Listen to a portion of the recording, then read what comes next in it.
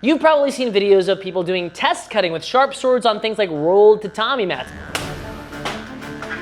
And it looks super cool, but it's really hard to get into, right? Well, not really. And today, we're gonna show you how. The first thing you're gonna need is a sharp sword, and there's a number of different ways you can go about getting one. We recommend heading over to kultofathena.com. We have a bunch of reviews on their swords that you can check out, and they have a lot of options in a variety of prices. If you wanna start cutting on easy mode, we recommend to start with a katana. They tend to come sharper, they generally cost less, and they're a little bit easier to cut with. If you're dead set on getting a long sword or other European swords, that's fine too. There's plenty of options out there. Just know that the cutting quality long swords tend to be a little bit more expensive than the baseline cutting quality katanas, but there's plenty of options like this, the Cold Steel Hand and a Half, which I highly recommend. It's my workhorse sword. This is more of a mid-tier sword, it's a little bit more expensive. Or this, the Windless Urbach, which is more of a budget sword, but still is pretty good in the cut. The next thing you're gonna need is a cutting stand. So you can buy a cutting stand, but most of the ones that are out there for cheap are bad. I bought a cutting stand on Amazon when I first started and it broke immediately. You're much better off both money and quality to build your own.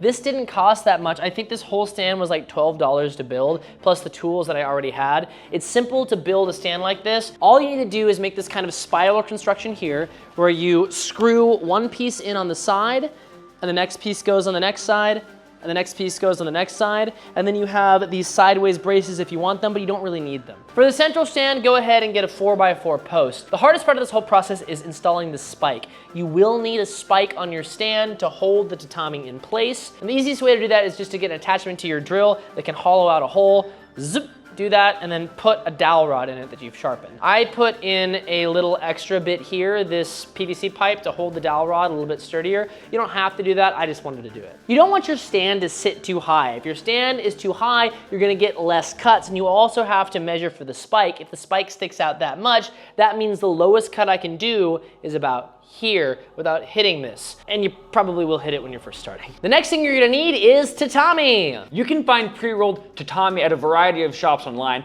but you'll generally be paying a premium for it being pre-rolled and individually wrapped. Instead of buying individually, you can buy in bulk. Our supplier, Kageyama Imports, sells giant rolls that usually make about 20 to 25 rolls of tatami, and you get a lot more bang for your buck. It does require a little bit more work. You have to roll it yourself, but it's not that big of a deal. It goes by pretty quick. To cut the tatami, you're gonna need a couple of tools. You'll need a good knife, you're gonna need rubber bands, and a stick or something to measure about 6 feet.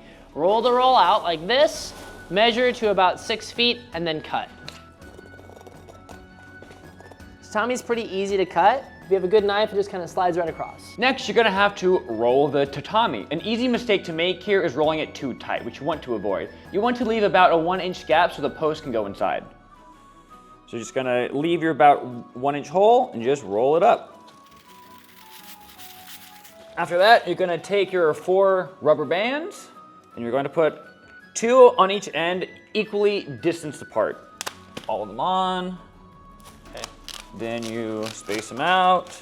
And just like that, you have a rolled tatami. All right, I've got my sword, I've got my stand, I've got my roll. Time to cut. Not quite. First, you gotta soak it. Dry tatami is not good for cutting. It's just not gonna work. It's gonna go everywhere. It's just bad. Don't do it, don't do it. You need to soak your roll for between 12 and 24 hours. You need to submerge the tatami, which is pretty hard because they are buoyant. This isn't the most elegant setup, but it works. These kind of bins will eventually break. They're not really built for this, but you can buy a bin that's long enough to fit it, fill it with water, and put heavy things like stones on top of them. Ideally, you'd want some sort of galvanized trough that has sturdy enough edges to hold the water, but you know, make do with what you've got. B-roll. So you got your wet roll, you're gonna open up the hole in the middle, and you're just gonna shove it on. Not too crazy. Make your jokes, make your jokes. This one's really tight. Some of them will be tighter, some of them will be looser. There we go. This is why we make sure there's some spacing. So I've got my soaked tatami, I'm ready to cut, right? Not quite. Before you go slanging sharp steel, let's make sure you know how to do it safely. If you've gotten this far, we assume you understand that swords are dangerous, and this is a do not try this at home unless you're willing to assume the risks type of situation. Moving on from here, if you get hurt, it's your fault. But to make sure that doesn't happen, here is a quick how-to. Always remember that this is not a toy, this is a weapon. It's meant to cut things, including you. So the easiest way to do this is like so. First, we're gonna talk about the basic cutting stance. The important thing here is which foot is forward. If you're cutting to the left, have your right foot forward. If you're cutting to the right, have your left foot forward. The most common injury is cutting your own leg. If you're cutting to the left and your left leg is out, a lot of people will cut through into their own leg, and you'll feel really silly if you do that. So let's avoid that here. So you've got the correct stance, but don't go just wildly swinging. Now we need to talk about technique. The proper technique for cutting isn't wildly swinging, it is incorporating the chain of the body. The major muscles we're gonna be using are the lats in our back, our hips, and we're also gonna be using our legs to pivot. What we're gonna do is, instead of winding it back into a silly position, we're just going to raise the sword up like this with the arms semi-extended, just like this. I've selected the angle I wanna cut from. I'm cutting down like this. The next step is to engage our lats here. Those are gonna be what starts this by pulling down, and then our hips are also going to pivot with this. So we'll start about here, arch back like this slightly, and then we'll pull down and through like this through our target. You'll also notice that I am not stepping with this. If I step, I mess up my distance and I put my leg at risk. Later, we can step into our cuts, but that would be starting with the other foot forward and stepping as I cut. It's easiest to start by cutting without stepping. So altogether, the process is measure our distance in our stance, withdraw, wind with the hips, pull with the lats and the hips, twisting through our cut. So you've selected your distance, you got your stance, you're gonna pull back and you're gonna pull through. This is the base cut. It's the easiest, and once you get this down and safe, you can start to play it around a little bit more. Awesome, cutting is cool, and I'm ready to cut so many tatami. Sounds like a great time. Hope you have fun cleaning up. What?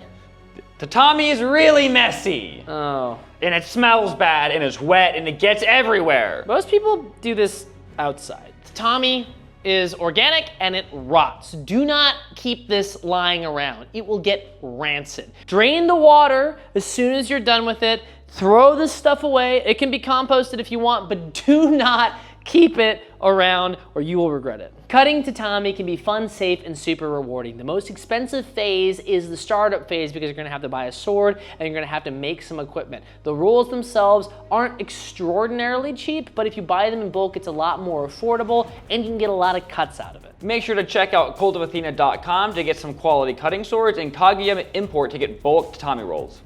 Hey guys, thanks for watching. These videos are made possible by support from our viewers. If you'd like to help out the channel, please consider checking out our Patreon, our YouTube memberships, and donating as low as $1 a month. It really does help.